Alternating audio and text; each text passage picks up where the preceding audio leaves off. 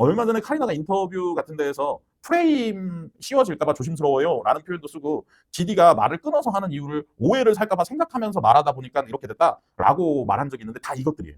그러니까 내가 생각하는 틀을 보통 프레임이라고 하거든요. 근데 내가 생각하는 틀에 따라서 내가 보는 관점도 달라지는 거예요. 이것들을 천천히 설명해 드릴 거고 이게 끝날 때는 프레임을 거의 이해는 확실하게 해드리는 게 목표예요. 빠밤. 오늘은 퀴즈부터 내드릴게요. 너무 쉽죠? 1 더하기 2는 뭘까요? 네. 1 더하기 4는 뭘까요? 네. 만약에 여러분들이 1 더하기 4를 사실은 1 더하기 2인데 잘못 봤다면 완전히 다른 결론에 다다르겠죠. 오늘은 요거 얘기할 거예요. 바르게 보는 걸 얘기할 건데 그 전에 좀 더 공감 가게 퀴즈를 내볼게요. 아이콘이 강아지와 집이 있어요. 뭐가 나와야 일반적일까요? 아마 강아지를 좋아하시는 분들은 '아 강아지한테 집을 사주나 보다.' 이런 개념이실 거고 강아지를 무서워하시는 분은 '강아지에게 집을 주고 집 근처에만 살게 해야 된다.'라는 결과가 나올 거예요. 강아지 안 좋아하는 사람이 어딨어 이러실 수도 있고 뭐 또 누군가는 강아지를 우리 아이를 키우고 있어서 강아지가 갑자기 달려오면 무서워서 어쩔 줄 몰라 하시는 분들도 있거든요. 그런 분들한테는 결과가 바뀌는 거죠. 그래서 우리가 프레임을 아셔야 되는 이유는 무언가를 보지만 내 생각과 내 지식과 합쳐져서 다르게 본다라고 생각하셔야 돼요. 그렇기 때문에 지금부터 프레임을 설명드릴 거고 프레임을 이해하시고 나면 좀 더 많은 부분들이 다르게 보실 수 있게 될 겁니다. 예시를 몇 개 준비를 했어요. 이거 어떻게 보이세요? 네. 이게 처음에는 양탄자 탄 것 같잖아요. 근데 사실 국기 그림자가 따로 있고 그냥 발판이 따로 있는 거죠. 이거 조금 어려웠어요. 저도 이거 한참 봤어요. 자세히 보시면 뒷사람이 거울을 들고 있는 거거든요. 예, 거울을 들고 있어서 마치 이제 양쪽으로 타고 있는 것처럼 보이죠. 어, 이것도 마찬가지죠. 내가 어디에 집중하고 있느냐에 따라서 왼쪽 사람이 오른쪽 사람을 죽이려 달려가는 모습처럼 보일 수 있고 오른쪽 사람이 왼쪽 사람을 죽이려 달려가는 것처럼 보일 수 있고요. 이런 것처럼 앞에서의 질문은 뭐였냐? 숫자가 아닌 것들, 명확하지 않은 것들은 우리는 각자 다르게 볼 수 있다. 오케이. 그리고 두 번째는 우리가 어디에 집중하느냐에 따라서 다르게 볼 수 있다. 예요. 근데 이거를 일상생활에서 가져오면 말하자면 공부하라고 했는데 전혀 엉뚱한 공부를 하는 사람들을 우리는 정말 많이 볼 수 있어요. 어렸을 때 특히나 숙제 내줄 때 이런 모습들을 많이 볼 수 있어요. 그리고 뭐 일할 때도 신입사원들이 제일 많이 하는 실수가 A라고 일을 시키는데 전혀 엉뚱한 B를 해올 때. 근데 세 번째도 있어요. 세 번째가 뭐냐면 나를 이해하려고 노력을 하는데 나는 검정색인데 실제로는 뭐 녹색이라거나 내가 잘못 봐서 검정색인 나를 녹색으로 봐버리면 나 알기 뭐 나 이해하기에 되게 틀이 어긋나는 거죠. 이게 제가 오늘 해드릴 주제는 바르게 보기예요. 바르게 보기인데 바르게 보기를 생각보다 많은 사람들이 못한다라고 얘기를 해드릴 거예요.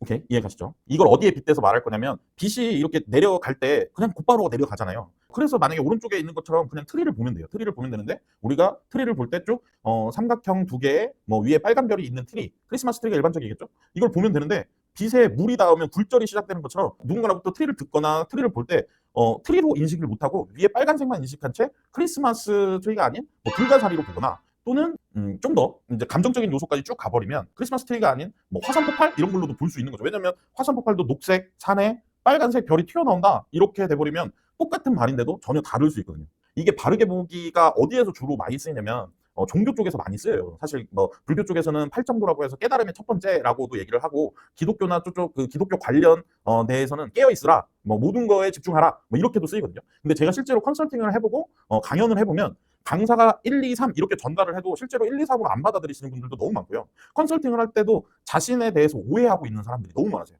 받아들이질 못하고. 그래서 오늘은 바르게 보기를 진행할 거예요. 이 바르게 보기를 진행하려면 일단은 세 가지 챕터로 나눠서 할 수밖에 없거든요. 이 세 가지 챕터가 뭐냐면 첫 번째는 프레임, 두 번째는 즉시, 그러니까 바르게 보기죠. 세 번째는 본질, 이렇게 나눠서 얘기를 할 수밖에 없어서 프레임을 먼저 설명하고 그 다음 거를 설명할게요. 혹시라도 불교 쪽에서 정견 이런 거 관심 있으신 분들은 이 프레임을 이해하시고 정견을 받아들이시면 좀 더 쉬우실 거예요. 그래서 내 생각의 틀에 따라서 관점도 달라지고 관점에 따라서 삶의 태도도 바뀌어진다라고 목표로 삼고 갈 겁니다. 이 프레임은 누구에게나 갖고 있어요. 이 프레임은 누구에게나 갖고 있고 자기가 어느 쪽에 집중돼 있냐, 뭐 집중 안 돼 있냐, 뭐 또는 뭐 특별한 것들에 몰입하냐 이런 것들에 따라서 프레임 맵은 바뀌어요. 근데 이 프레임은 왜 생겼냐를 따져보면 제일 쉬운 게 어렸을 때 우리가 기억하는 교육 중에 가장 기본적인 교육이 불이거든요. 물론 이제 뭐 배변 교육도 있고 막 뭐 어머님 아버님 호칭 부르는 교육도 있지만 아이들이 그냥 불을 보잖아요. 그냥 불을 보면 그게 너무 아름다워요. 그래서 그걸 잡고 싶어서 막 가까이 가서 손을 내밀려고 하고 그러면 부모님들이 화내시거나 아뜨 하지 말라고 막 이렇게 바닥치시고 그러거든요. 아직도. 왜 그러냐면 이게 뻔히 아이들이 다칠 거라니까요. 그러니까 아이의 눈에서 불은 뜨거운 것도 아픈 것도 유용한 것도 아니고 그냥 아름다운 거예요. 그게 아이의 순수성인데 그거를 가지고 이제 막상 시도를 하려고 하면 이제 아이는 그만두게 되는 거죠. 그래서 우리는 아주 어렸을 때 첫 번째 살려고 배운 교육들이 우리에게 첫 번째 프레임을 만들어내요. 높은 곳에서 떨어지지 말라, 물에 들어가지 말라, 이런 프레임들이 시작되는 거죠. 근데 시간이 지나고 보면 불은 유용한 걸로 바뀌고, 시간이 더 지나고 보면 불은 이제 뭐 내가 충분히 활용 가능한 것으로 바뀌죠. 물도 마찬가지죠. 처음에는 오히려 물에 들어가지 말라고 하지만 나중에는 물에 들어가는 수영을 배워야 안전하다라고 프레임이 바뀌고, 또 뭐 낭떠러지 같은 데도 처음에는 조심해라지만 나중에는 경치를 보는 거, 이제는 인스타 사진을 찍는 것으로 바뀌어요. 이렇게 생각의 전환이, 생각의 틀이 바뀐다는 건 뭐냐면, 첫째는 프레임이 존재한다는 거예요. 그리고 우리의 프레임은 계속 바뀌어 나간다라는 거죠. 그 대표적인 예가, 어렸을 때 아이한테 한 7살, 8살 애들이 외우를 엄청 하잖아요. 그때 이제 물어봐요. 엄마 애는 어떻게 생긴 거야? 아빠 애는 어떻게 생긴 거야?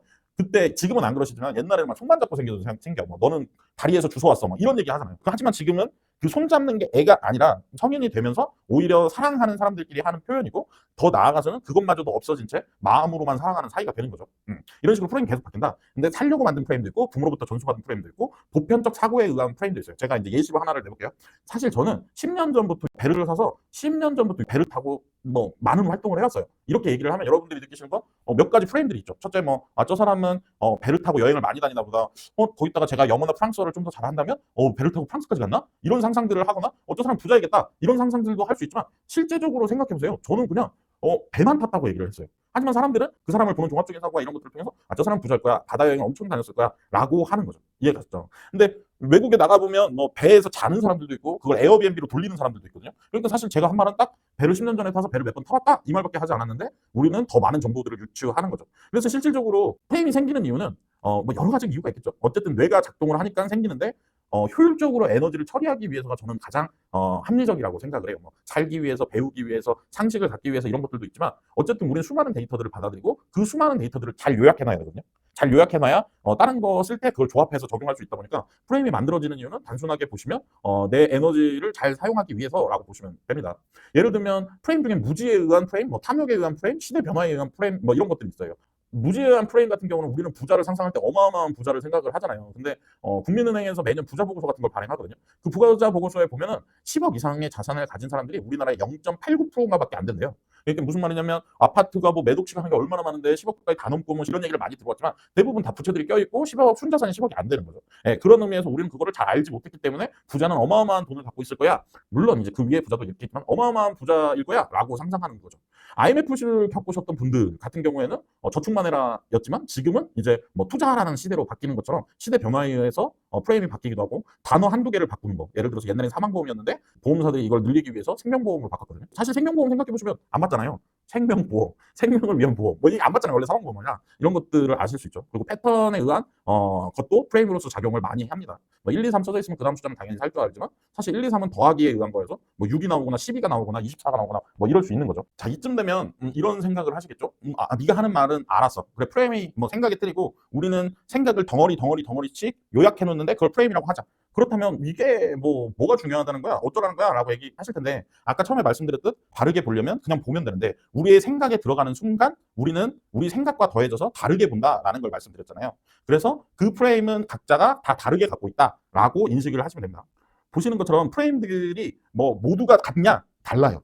그냥 모두가 다 갖고 있고, 모두가 다른 프레임을 갖고 있어요.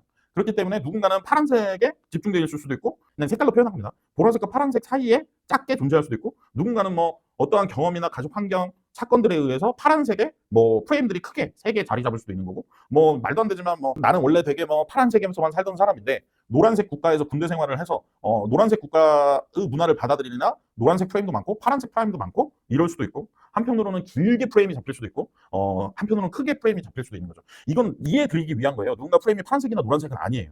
뭐 길거나 파편적이거나 이렇지 않아요. 근데 시각적으로 이해해 드리기 위해서 말씀드린 거예요. 그래서 이 프레임이 좁은 사람일수록 일반적으로 사건 사고도 많이 겪게 되고, 내가 고통스럽거나 이해가 안 가는 부분들도 많아져요. 주변에 예를 들어서 얼마 전까지도 축의금 논쟁 같은 것들이 있었잖아요. 나는 결혼하려고 해요.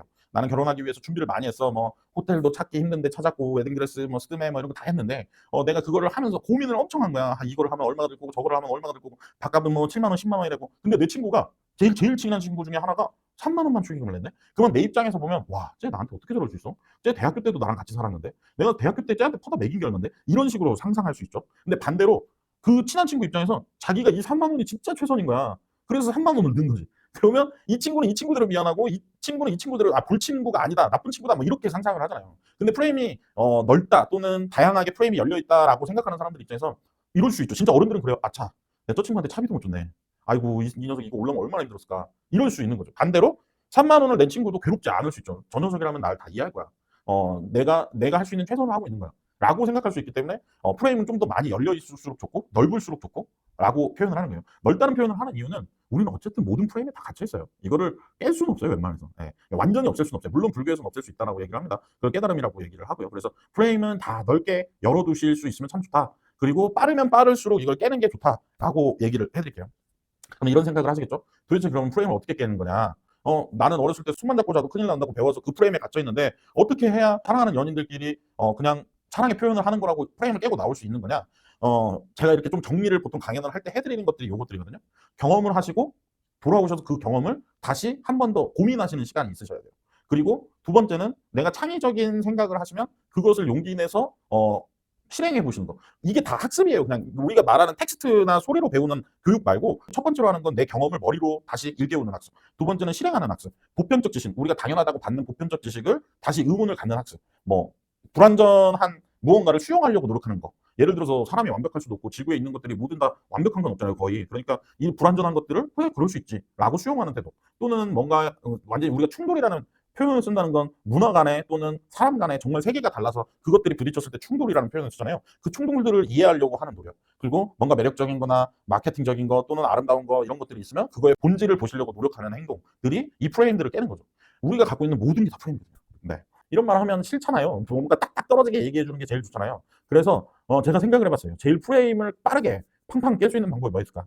연애하고 머무르는 여행이 가장 프레임을 잘 깨는 방법이라고요. 그러니까 연애라는 것은 왜 한 사람의 문명이 오는 거고 삶이 오는 거잖아요. 그러니까 뭐든지 싸운다고. 이 싸우는 게 당연하다고요. 이 싸우는 걸 받아들이고 수용해보고 다시 생각하고 그거를 통해서 나를 조금씩 변화시켜가고 맞춰가고 이런 것들이 내가 갖고 있는 모든 틀을 바꿔내는 거. 머무르는 여행, 그냥 우리가 소비하거나 뭐 즐거운 거 보거나 맛있는 거 먹는 여행도 있지만 그거 말고 머무르면서 그 나라의 문화를 이해하고 받아들이는 여행을 해보시면 또 이런 것들이 사고의 틀이 다 깨진다. 제가 사실은 가장 많이 하는 컨설팅은 진로 컨설팅과 라이프 코칭이잖아요. 근데 제가 이렇게 실질적으로 해보면 여기 나와 있는 것들이 한국 사람 기준입니다. 한국 사람 20, 30대 청년 기준, 물론 40대, 50대들도 이러신 분들 많은데 가장 자유롭지 못하게 하고 자신을 힘들게 하고 자기를 이해 못하게 해요. 시선의식, 표현 못함, 인정받고 싶음, 사랑받고 싶음, 돈은 막 돈을 못 겠다, 돈을 벌겠다, 돈을 쓰겠다 막 이런 돈, 폭력, 의심, 두려움, 자신감 낮음, 의존적임, 감정 차단, 감정 무시 이런 것들이에요. 결과적으로 그럼 프레임이 넓다 또는 프레임에 문이 많다라는 걸 뭘 의미하냐면 가장 쉬운 건 밸런스예요.